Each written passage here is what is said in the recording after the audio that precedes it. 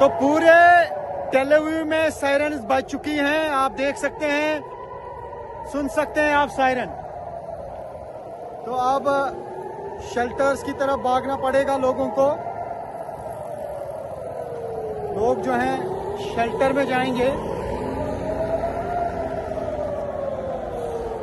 तो आप देख सकते हैं, ये आप हाल देख सकते हैं कि इस वक्त जो है सायरन बज गई है और ये किस तरीके से लोग भाग रहे हैं इजराइल में शेल्टर की ओर।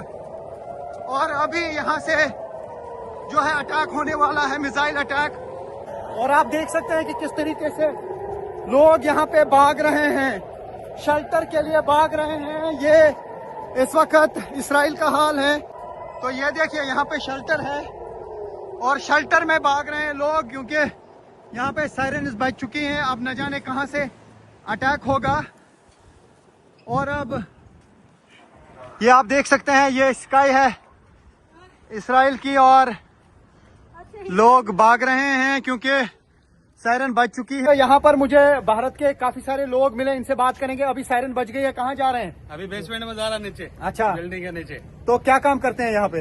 अभी बिल्डिंग लाइन का काम करता है। अच्छा, अभी जिस तरीके से सायरन बजी और आप शायद बस में थे, बस में आई, बस में तो रुका सीधे है। बस वाला रुका और हम लोग अभी बेसमेंट में जा रहा, बस रुक के। अच्छा, पूरा आदमी निकल के बेसमेंट में जा रहा है। ठीक है। तो बेसमेंट में जाएंगे, आप देख सकते हैं। और अब सब लोग जो है बेसमेंट की तरफ जा रहे हैं।